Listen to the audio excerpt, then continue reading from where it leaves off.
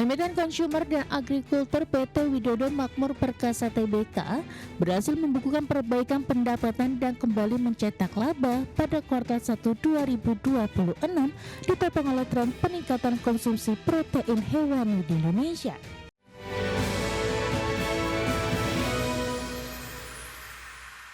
PT Widodo Makmur Perkasa Tbk berhasil membukukan perbaikan pendapatan dan kembali mencetak laba pada kuartal 1 2026. Ya, raihan positif tersebut ditopang oleh tren peningkatan konsumsi protein hewani di Indonesia.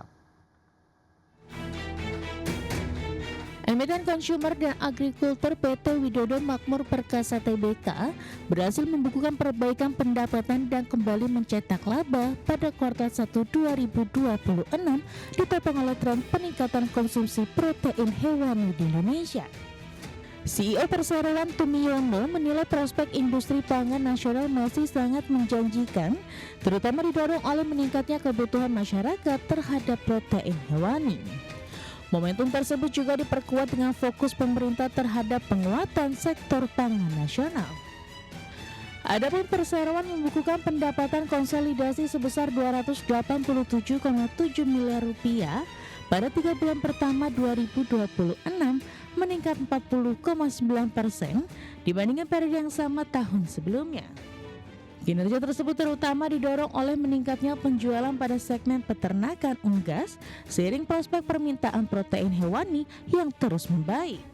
Lini bisnis poultry menjadi kontributor terbesar terhadap pendapatan perusahaan dengan porsi 85,54%, disusul bisnis pengolahan daging sebesar 11,52%, peternakan sapi 1,96% serta bisnis komoditas 0,99%. Pada saat yang sama, Perseroan berhasil membalikan kondisi keuangan dengan membuka laba bersih 130,3 miliar rupiah, berbalik dari rugi bersih 71,8 miliar rupiah pada periode yang sama tahun lalu. Selain ditopang oleh kenaikan penjualan, manajemen menyatakan bahwa Perseroan juga berhasil meningkatkan efisiensi operasional sehingga mampu memperbaiki profitabilitas. Berbagai sumber, IDX Channel. Ya, Bursa Efek Indonesia memastikan telah meminta pertemuan dengan S&P Dow Jones Indica menyusul masuknya Indonesia ke dalam Country Classification 2027 Watchlist. BI menegaskan berbagai reformasi yang menjadi perhatian penyedia indeks global telah terus dijalankan.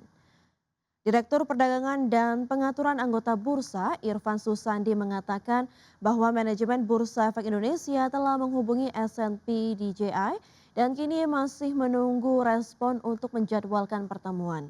Irfan menjelaskan bahwa sejauh ini Bursa Efek Indonesia sudah menerapkan sejumlah kebijakan, antara lain penyediaan data yang lebih rinci mengenai jenis investor, pengungkapan pemegang saham di atas 1%, aturan free float minimum 15% dengan masa transisi 3 tahun, serta penerapan high shareholding concentration list. Ia memastikan komunikasi dengan penyedia indeks global juga terus dilakukan. Tidak hanya dengan S&P DJI, tetapi juga dengan MSCI dan FTSE Russell. Selain itu, Bursa Efek Indonesia juga menghimpun masukan dari anggota bursa dan manajer investasi melalui survei sebagai bagian dari evaluasi berkelanjutan terhadap kebijakan yang telah diterapkan. Adapun terkait jadwal pertemuan dengan S&P DJI, hingga kini pihak Bursa Efek Indonesia masih menunggu balasan dari lembaga penyedia indeks tersebut.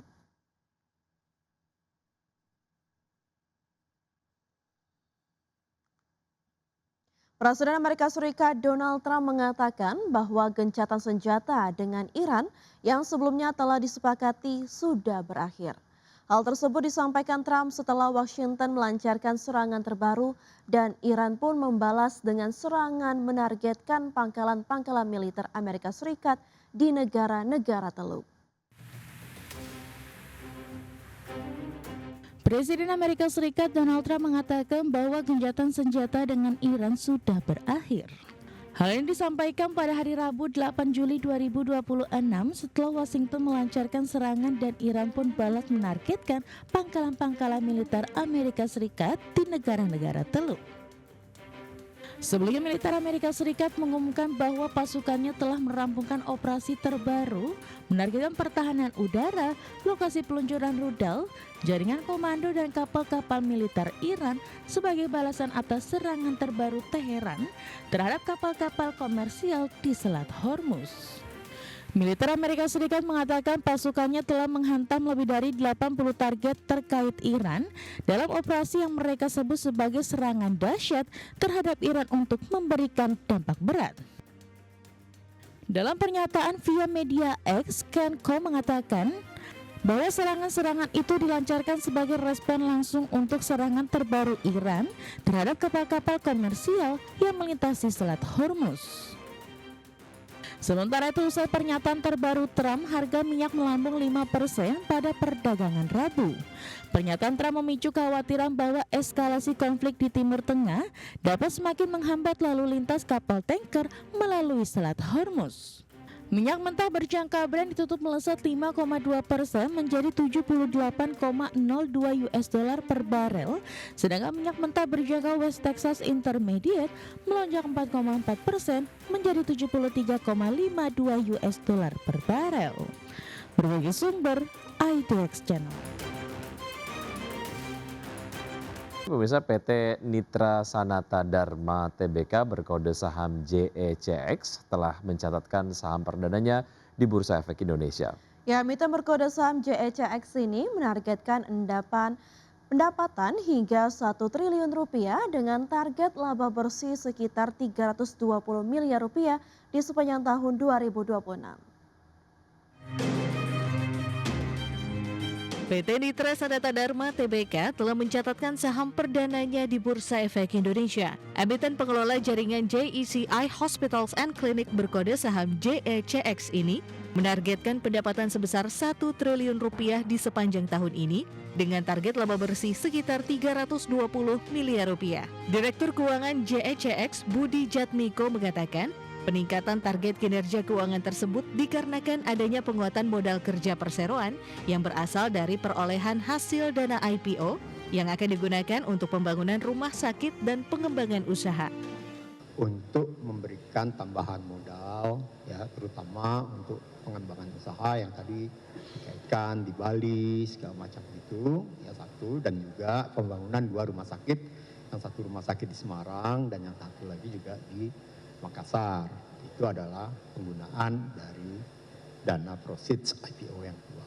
Nah, yang ketiga itu merupakan digunakan untuk modal kerja, ya, working capital yang akan kita gunakan seperti contohnya pembayaran gaji. Sementara itu, Direktur Pengembangan dan Pendidikan PT Nitra Sanata Dharma Tbk Cahyono Gondowiaryo mengatakan, tujuan IPO bukan hanya menghimpun dana, tetapi juga memperluas akses layanan kesehatan mata di Indonesia. Dalam waktu dekat, perseroan akan membuka 2 klinik baru, serta mengembangkan fasilitas di kawasan ekonomi khusus Sanur, Bali. Ekspansi ke depan, ekspansinya tadi Dr. Johan sudah menggambarkan bahwa kita masuk ke daerah-daerah yang banyak penduduknya dan banyak kebutaannya. Jadi dalam tanda petik kita mungkin dalam bulan depan kami berdirikan lagi 2 klinik yang sudah siap dijadikan, ya. Dan termasuk dalam rencana itu kita menyiapkan di KLK Sanur. PT Nitra Sanata Dharma Tbk saat ini telah mengoperasikan 5 rumah sakit khusus mata dan 11 klinik utama yang tersebar di Jabodetabek, Jawa Tengah, Jawa Timur, Bali, hingga Sulawesi. Dengan pengalaman lebih dari 40 tahun, JEC menyediakan layanan kesehatan mata yang komprehensif, mulai dari layanan kornea, bedah refraktif, hingga layanan rawat inap di fasilitas tertentu. Jakarta, Riki Anwardi, IDX Channel. Ya, prospek jangka pendek PT Tower bersama Infrastructure Tbk masih dibayangi dampak konsolidasi industri telekomunikasi setelah merger dengan PT XL Axiata Tbk dan PT Smartfren Telkom Tbk pada 2025. Ya, berkurangnya jumlah operator seluler membuat permintaan penyewaan menara melambat meski prospek jangka panjang nilai tetap positif seiring berkembangnya infrastruktur digital nasional. Pada kuartal 1 tahun ini, jumlah tenan perseroan turun 0,3% sejak awal tahun dan 2% secara tahunan Meski demikian, rasio tendensi tetap bertahan di level 1,7 kali mencerminkan utilisasi aset yang relatif stabil. Tekanan tersebut turut tercermin pada kinerja keuangan, pendapatan perusahaan yang turun 1,7% secara kuartalan atau 0,8% secara tahunan, sementara pendapatan per menara menyusut 4,1%. Di tengah perlambatan bisnis menara konvensional, analis menilai layanan fixed wireless access berpotensi menjadi sumber pertumbuhan baru bagi perseroan. Ekspansi fixed wireless access secara nasional diperkirakan mampu mengimbangi sebagian dampak negatif konsolidasi operator seluler.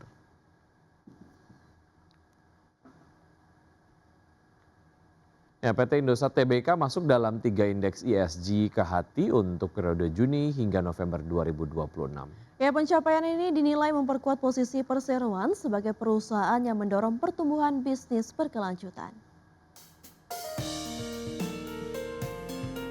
Indosat Ooredoo Hutchison atau IOH masuk dalam indeks Kehati, ESG Quality 45 indeks Kehati, dan ESG Sector Leader IDX Kehati. Masuknya Indosat ke dalam 3 indeks tersebut menjadi milestone penting sekaligus memperkuat kredibilitas perseroan dalam menghadirkan pertumbuhan bisnis yang berkelanjutan. Perseroan menilai komitmen terhadap berkelanjutan dapat berjalan seiring dengan profitabilitas. Dari aspek lingkungan, Indosat mencatat penurunan intensitas emisi karbon sebesar 50,89%, dengan 51,89% energi yang lebih efisien melalui dukungan teknologi dan kecerdasan artifisial.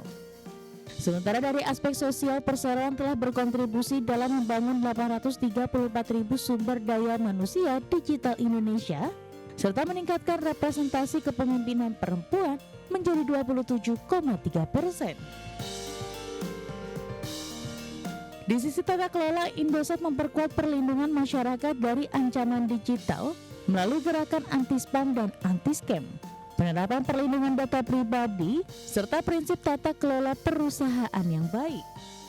Komitmen ESG ini juga ditopang kinerja keuangan kuartal pertama 2026 dengan total pendapatan Rp15,2 triliun atau tumbuh 12% secara tahunan. Berbagai sumber, IDX Channel.